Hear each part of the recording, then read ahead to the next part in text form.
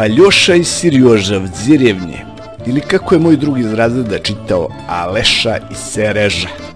12 godina sam učio ruski jezik u školi i ne mogu baš da kažem da sam ga naučio. Niti mogu da kažem da mi je nečemu koristio, čak i sada kada je toliko Rusa došlo u Beograd i otvorilo svoje firme. Ali zašto smo učili ruski jezik u školama? I zašto to i dalje radimo? Koja je to tajna veza između Rusa i Srba? Ok, neke su veze očigledne, i Srbi i Rusi su slovenski narodi. Oba naroda su pravoslavni hrišćani.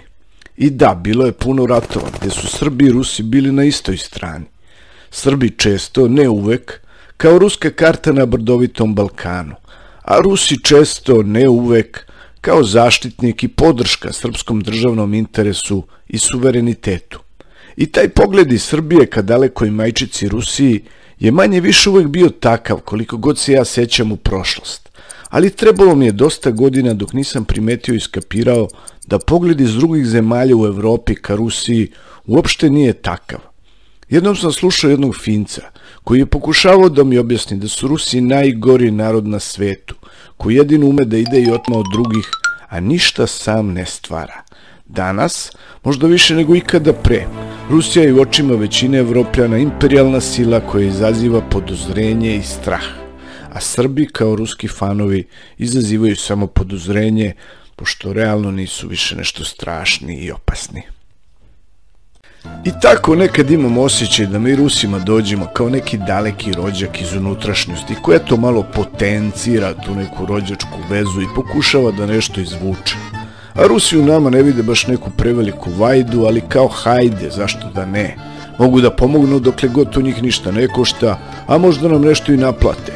Ta ruska podrška je svakako bila najvidljivija tokom 19. veka i do Prvog svetskog rata, dok smo se mi postepeno oslobađali od Turaka, a Rusi ratovali sa njima.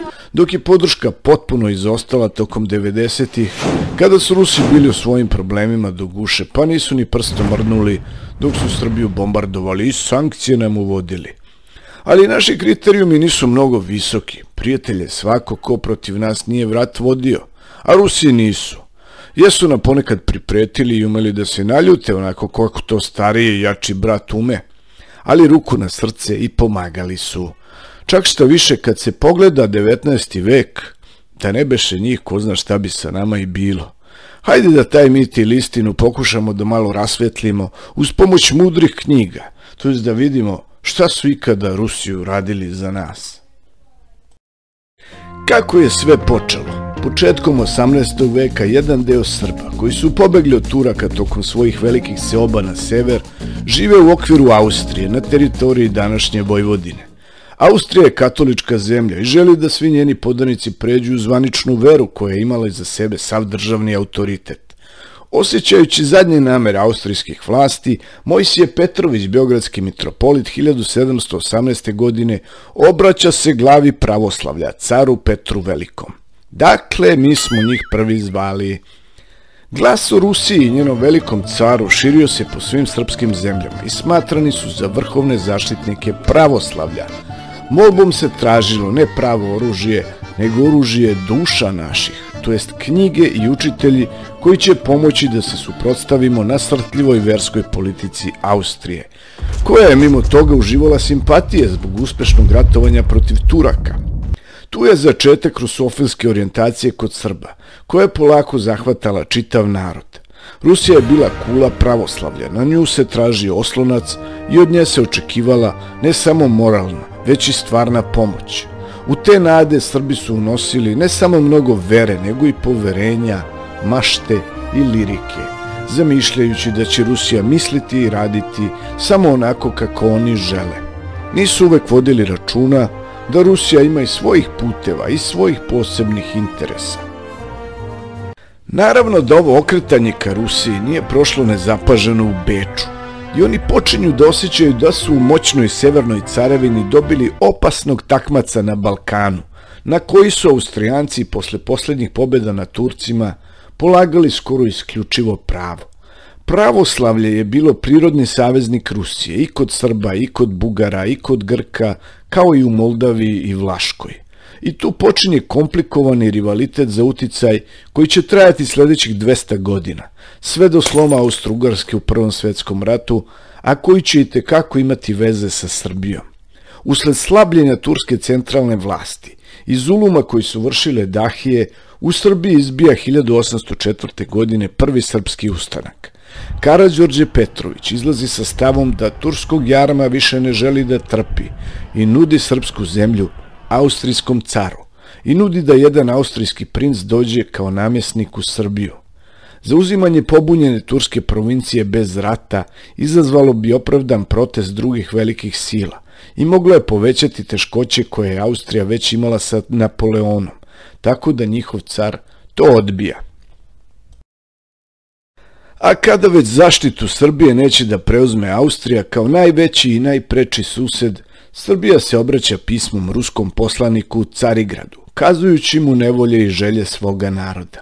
Oni su tražili da dođu pod krilo trona ruskoga i da im Rusija pomogne da se oslobode Turaka. Kako se ustanak razvijao i širio, početkom 1805. godine od Rusije se molila i pomoć u novcu i oružju, kao i pristanak Rusije da bude jemac srpsko-turskog sporazuma. Pozivalo se na božanske, prirodne i večne veze krvi, jezika i vere koja postoji između Srba i Rusa. Rusija u tom trenutku nije želela da muti svoje odnose sa Turskom, ali je ipak bila voljna da na neki način pomogne Srbima. Pomoć se u prvi mah sastojala u novcu i dobrim savjetima, ali je bar bila iskrena. Rusi preporučuju mir. Rusija je u tom trenutku sa drugim saveznicima u ratu sa Napoleonom, a u tome im pomaže i Turska. I nisu želeli da se rat Srba i Turaka rasplamsa, tako da nikakva konkretnija pomoć nije stigla. Godine 1806. srpski položaj se popravlja. Turska je po francuskom nagovoru, bez pitanja i pristanka Rusije, na što je pregovorima bila vezana, zbacila kneževe Vlaške i Moldavije. Ruska vojska je ušla u obe kneževine, na što je Turska objavila prekid diplomatskih veza i rat.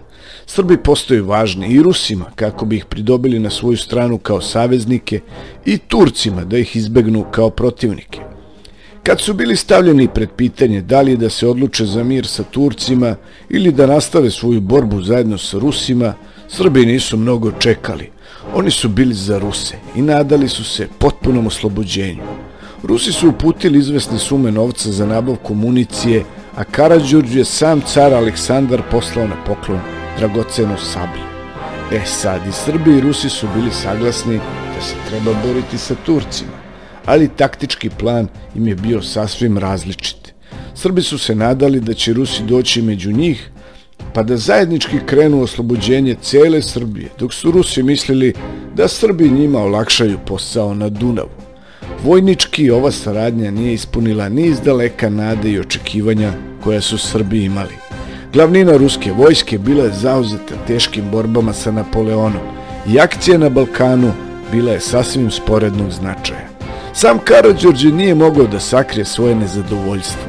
Smatrao je da je Rusija svojom neaktivnošću dovela Srbe u jako težak položaj.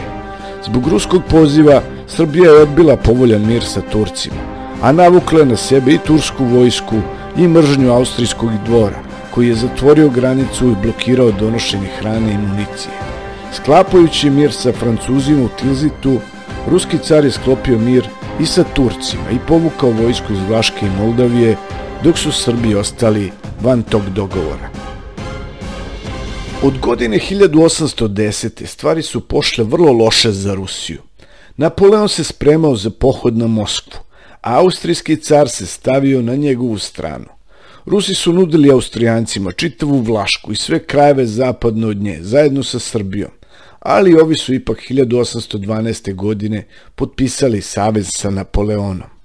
Rusija se morala povlačiti sa Balkana, a ohrabrena Turska je postavljala svoje sve teže uslove za mir. Konačno potpisan je u Bukureštu ugovor kojim je i sudbina prvog srpskog ustanka bila manje više zapečaćena. Kao posljednju uslugu koju su i sami ugroženi mogli učiniti Srbima, Rusi su posle teških pregovora uneli u taj ugovor jednu tačku koja je imala da spasava kompromitovanog saveznika. Ta 8. tačka se posle često spominjala i predviđala je za Srbe potpunu amnestiju za ustanak, jednu vrstu samouprave o kojoj je trebalo da se Turci sporazumeju sa Srbima. Dakle, u jednom aktu međunarodnog karaktera, koji je imao jednu vrstu obaveze prema Rusiji, Turska je pristala da unese odredbu kako će se u pitanju samouprave jedne svoje pokrajine sporazumevati sa svojim podanicima. Turska je time dala Rusiji pravno sredstvo da uvek može pokrenuti srpsko pitanje i uticati na njene unutrašnje stvari. Ruska pomoć Srbiji je posle prvog srpskog ustanka na neki način postala njena moralna obaveza, ali i njena politička potreba. U obnovljenoj Srbiji ona je dobijala novo, vrlo važno i ranije nedovoljno primećeno uporište za njenu balkansku politiku. Posle sloma ustanka, Turci se nisu pridržavali 8. tačke ugovora u Bukureštu. Međutim, posle Napoleonovog poraza kod Lajpciga 1813. godine, brzo su se trgli i setili svojih obaveza prema Rusiji. Proglasili su amnestiju u Srbiji i počeli da vraćaju na vlast u zemlji neke preostale narodne starešine. Među njima je najugledniji i najtalentovaniji bio Miloš Obrenović, koji je podigao drugi srpski ustanak 1815. godine. Turci su iskupili vojsku za gušenje ustanka, ali nisu napadali, već su nudili pregovore najviše iz straha od ruskog uplitanja. Situacija se menja na bolje za Srbe kada na ruski presto dolazi žustri kralj Nikolaj I. On 1826. godine upućuje Turcima ultimatum, gde je jedan od zahteva i pitanje srpske samouprave u skladu sa ugovorom iz Bukurešta. Sledeće godine izbija i rat, a po Ruskom savetu Srbija ostaje van njega kako bi izbegla uzaludne žrtve. Kada 1829. godine Rusi zauzimaju Jedrene, turski sultan poziva na mir. Potpisani mir u Jedrenima podrazumevao je da se rešenje o srpskoj samoupravi objavi hatišerifom, da se Miloševoj državi doda i 6 nahija koje je nekad pre Karađorđe osvojio i držao, kao i da se Rusiji prizna pravo srpske sile zaštitnice. Mir u Jedrenima predstavlja jedan od najvažnijih datuma srpske istorije, 19. veka. Njime je stvarno obezbeđena samouprava Srbije i osiguran njen međunarodni položaj. Turci su hatišerif izdali 1930. godine, a izdat je i berat kojim je knezu Milošu priznato nasledno kneževsko dostojanstvo u njegovoj porodici. Srbija je tako postala evropska država sa svojom dinastijom, pod turskim suverenitetom i ruskom zaštitom. Eto šta su Rusi uradili za nas.